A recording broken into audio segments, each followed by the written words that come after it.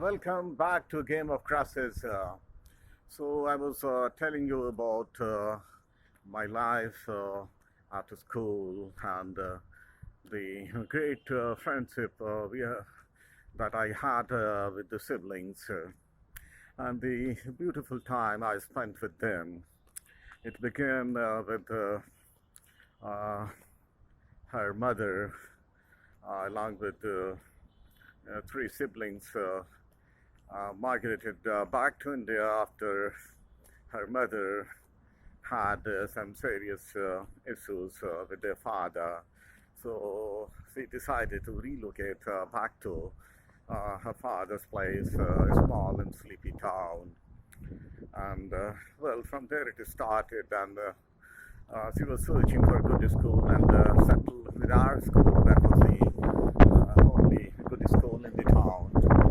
And all three siblings became my classmates, and I was assigned the job of mentoring one of them, Sarita, the quieter one.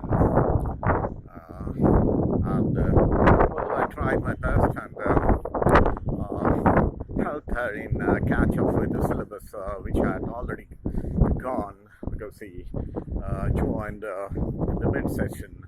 And well, she was quite sharp, and she caught up with the Indian way of education, and she became conversant the our way of teaching. And but as time passed, I became very close to not only Sarita but the other two uh, siblings, uh, Savita and Satish, and then I took them to my secret hideout. That was an old abandoned bungalow on the hillock, once occupied by the collector during the colonial time. And well, they loved the place, and we also went on trying those vegetables, and how once Satish was uh,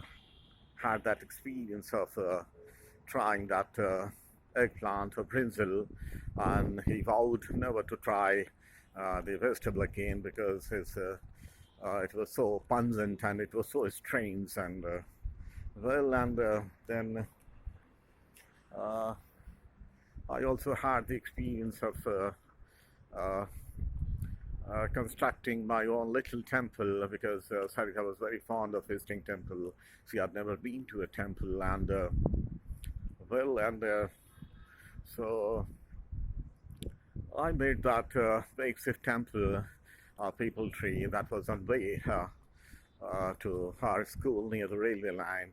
And well, I also took them to that railway track to convert our 25 paise dime into 50, because that gave us the chance to buy the more uh, uh, luxurious and the more expensive chocolate ice cream from our little pantry shop. And how Ramasankar, the rich boy of the oil trader, wanted to be part of our cricket team, and used Sarita to get closer to me. But well, he was quite persistent.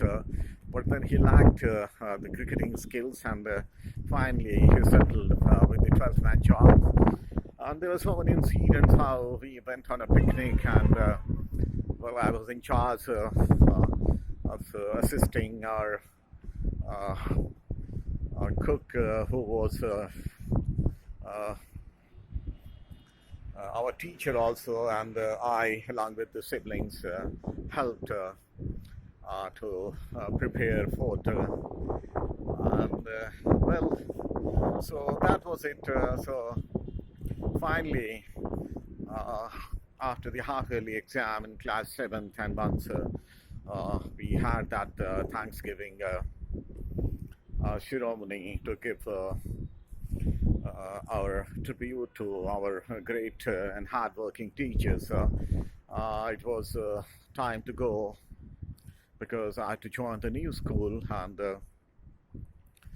well, I knew about that, but I didn't reveal this to anyone, including the siblings, and because I thought that when it will be time to go, I'll tell them. Because I thought that if I'll tell in the beginning of the class seventh, I think they'll be rather sad and disappointed because we had become very close. We are sort of very close group, so I didn't want to spoil their time as long as I was there. And just before leaving that town and the school, I revealed this, and the siblings were shattered, and especially Sarita was very devastated. She never expected that I'll go, but then I said, well, I don't want to go, but that's what my father has planned for me. I hope he must have planned something good for me, so I'll have to go. And then the next week was, I think, it was really very, very emotional because every day I was realizing that the final D-Day, the day of departure, is coming. And finally, that day came in, and it was Sunday. And we had packed our bags because uh, I had to board the train for that new place. I had to go to Havra to further continue my journey to Darjeeling, and my father took me in his jeep, and I was carrying all my luggage, and there were huge paraphernalia which I was supposed to have. So many dresses and well, formal, informals, and well. So my when I boarded the jeep to go to the railway station, my school was on the way, and in fact, those siblings' house was also very close to our school. So I told my father, Papa, give me 5 minutes. I just want to have one last look on my school, a place where I spent last 5 years, and also meet my friends. They live just next to the uh, school. My father didn't say anything, and he just smiled and nodded his head and told me to go ahead. I went to the school. It was Sunday. It was locked. I gave a long look to that place where I had spent 5 years. Looked at the classroom, and that my class 7B, where I had spent almost 7 months, and I had to go in the mid-session, and I won't continue that, and that made me sad, very sad.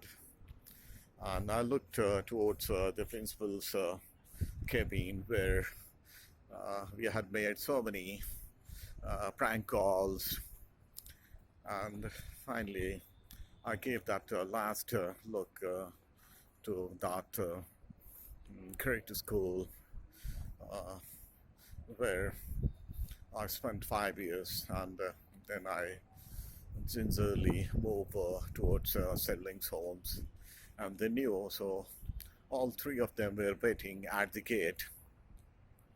I looked at them, and they're all teary-eyed, and I said, it's time to go, guys, and well, what can I do? But it was really a wonderful uh, time spending with you.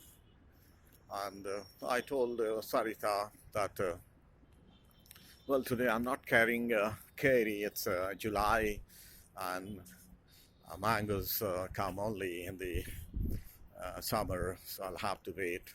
I don't have time, but I have brought these chocolates And I told her, it was you who always gave me chocolates. So for a change, I'll give you these chocolates, and I'll give you uh, five chocolates, uh, two for your siblings, uh, and three for you. And that was the last I saw the siblings, and I just waved my hand. It was a very emotional moment for me. I was also teary eyed, and that's it. I came back and uh, rode on the jeep, and well, that was it. That was the last time I met those siblings. Well, I knew how they were growing up. I was keeping touch for some time, but then I got busy in my life, and they had also